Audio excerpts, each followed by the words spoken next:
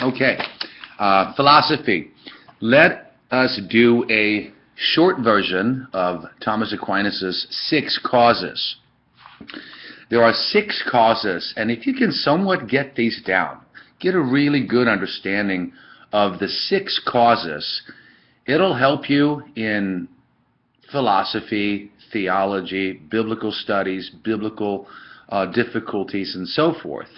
So number 1, you have what we call the efficient cause. Efficient cause. Number 2, you have final cause. F-I-N-A-L, final cause.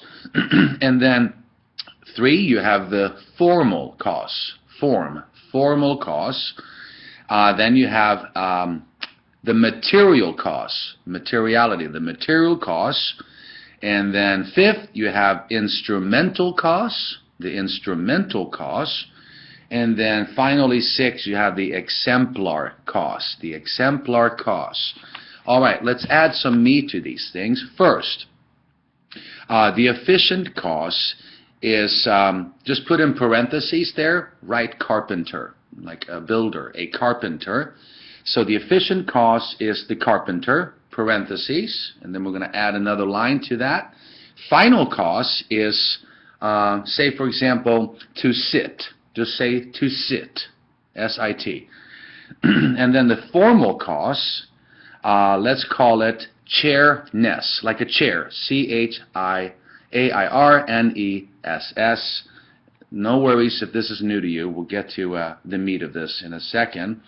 The material cause would be wood, as in wood, hay, and stubble, wood, W-O-O-D.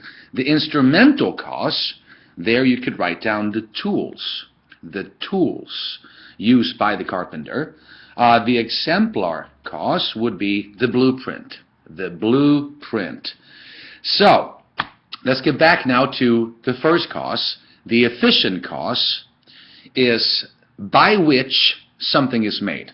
The efficient cause is by which something is made. And again, here you got the carpenter, right? The final cause, these are not necessarily in order, the final cause is for which something is made. For which something is made. And there I said earlier, the final cause here would be to sit. To sit on the chair that the carpenter made. So, efficient cause, by which something is made, carpenter. Final cause, for which something is made, to sit. And then the formal cause is of which something is made. The form. Remember Plato and his forms. Formal is of which something is made, and the form here would be the idea of chairness. A chair, you know, if I would ask you, describe the perfect chair. Describe a chair. What does a chair look like? You would say, it has 4 legs. And I would say, well, what about a bar stool? It has 1 leg. What about a wheelchair? Right? So there are different types of chairs. There's 3-legged chairs, 1-legged chair, 4-legged chairs, and so forth. So therefore, there must exist the perfect chair, the form of chairness. So, formal, of which something is made, there we call it chairness. And then you have the material cause, out of which something is made, and that would be, of course, wood. Material cause, out of which something is made. And then you have the instrumental cause. The instrumental cause is through which something is made. Through which something is made. And here that would be the tools. The hammer, the saw, screwdriver, etc. Exemplar cause would be after which something is made. After which something is made, and that would be sort of the blueprint that is now finished. The pattern in the carpenter's mind is now here. I've built it based on the blueprint. So, if you think of these causes, and feel free to upload a 1-page paper, think of the problem of evil. When people say, you know, did God cause evil? Try to figure out which one of these causes are at play.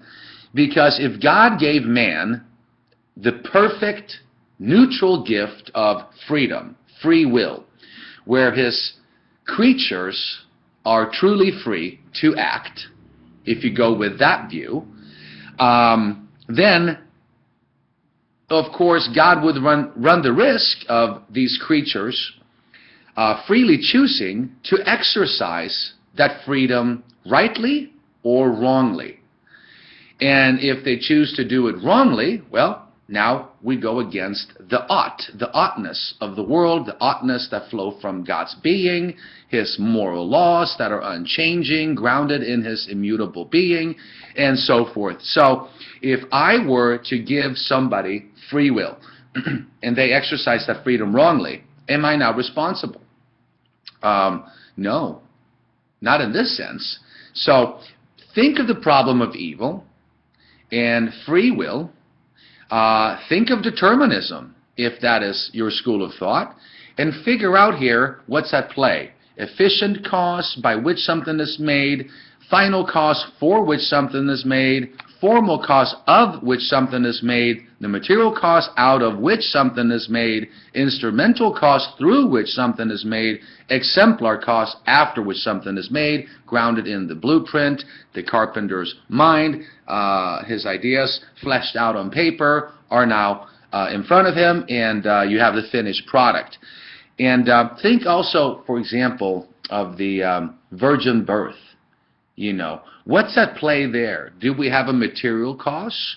Would there be an instrumental cause? Would Mary, Mother Mary, be the instrumental cause through which something is made, the physical part of Christ?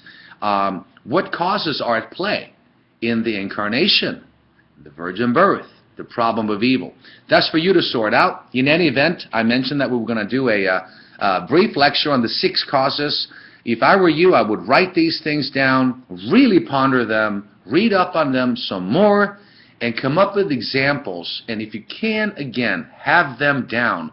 When theological questions or disputes arise, philosophical, heavier stuff, think of which cause or causes are at play, and you can solve a lot of these issues.